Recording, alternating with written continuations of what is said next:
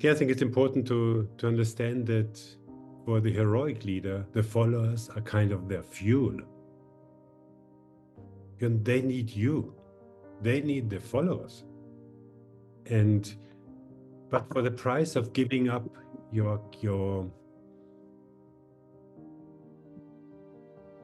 own way of looking into the world, and again looking at this idea of consciousness or of spirituality in this realm. Every spiritual practice, every wisdom tradition of mankind is, and we are not talking about the religious aspect of it, but we are talking about the core of it.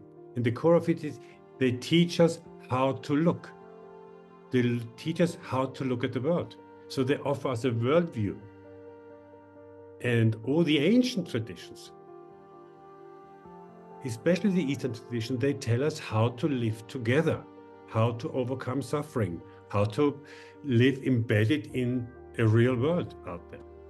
The more complex the world gets and the more difficult and the more challenging, the more we need conscious leaders who involve everyone. What is a core quality, and I think this is how you can really distinct very easily when you enter an organization. You all know the idea of magnetism. You know, this is this invisible force that kind of gives order to a disordered complexity without telling every single chip, look, this is north, and so on and so forth. So and we as human beings, we have many layers of how to receive that. And when you enter a space where this speaks to you, where you feel aligned and welcomed, and you can feel this pull. This is actually on the other end, it's the activity of a leader to create that kind of magnetism that allows you to step in and to also to feel being part of a bigger body, of a belonging which is beyond our individual self. It's really the context that the leader creates, no matter where in the world, that inspires people to share, to show up, and to really feel they matter and they contribute. And we think this is what great leaders and what conscious leaders are able to. So paying attention and listening is not only listening to other people, but also listen to yourself. And we all know that actually. You all have had this experience in your previous lives, that meeting with someone, and you might not have had the distinction of, oh, it could be his or her presence that made me feel that way. But whenever you have this enriching interaction with someone, that you feel seen, you feel heard, you feel listened to without mentioning that even, but you feel safe. This is actually most likely the quality of presence which your partner in this moment is offering, is bringing to this situation.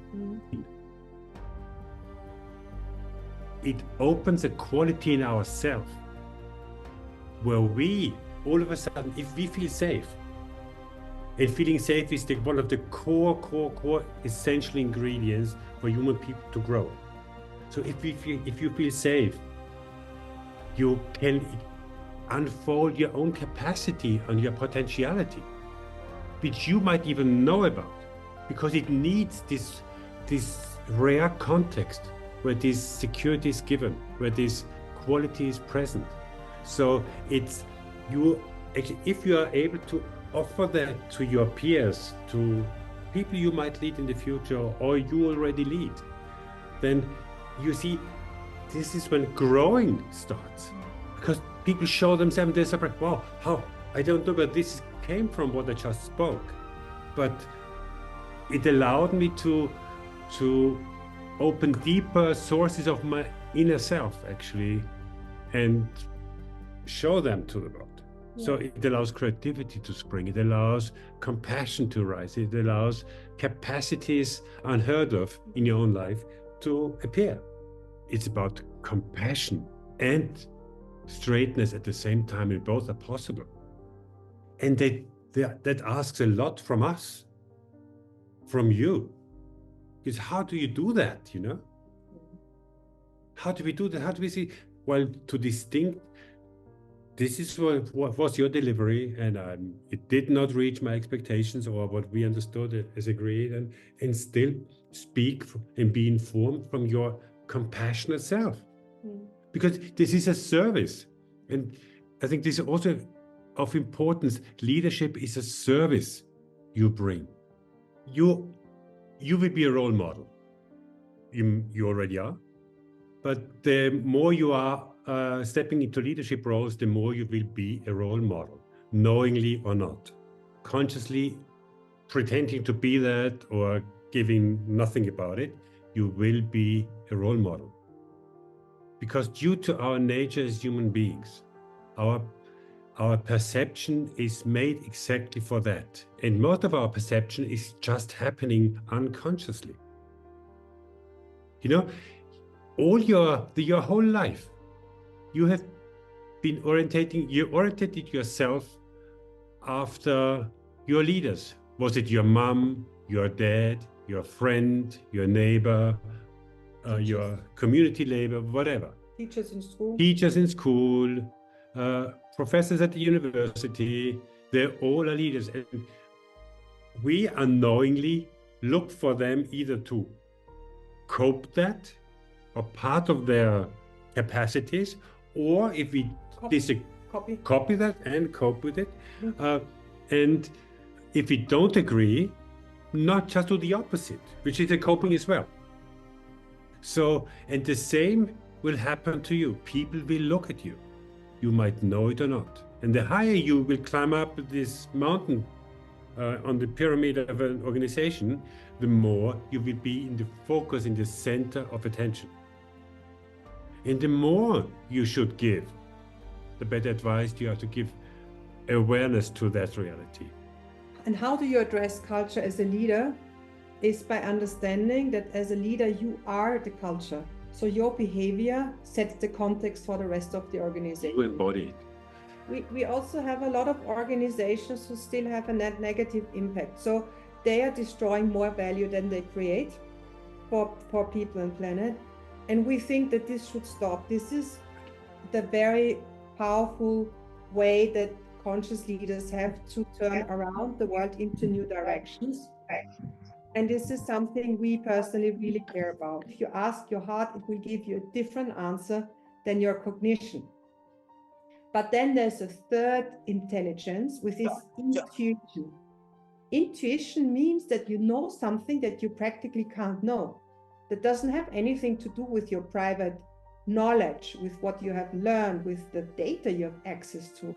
This might be, if at all, new information to our generations today, but it's actually a deep knowing of mankind for hundreds of thousands of years, which got lost over the last couple of centuries. Beginning in the Western world, where the separation started earlier, this focus on cognition, which started a couple of hundred years ago, and having in mind that we live on this planet as human beings in this kind of upright movement and capacities is about 300,000 plus years, compared to 300 years something, where cognition took over the main arena of identification with ourselves. That this is a micro aspect. So over thousands of years, our forefathers and foremothers have cultivated, and not even actually knowingly cultivated, but they lived in this reality of sensing it all.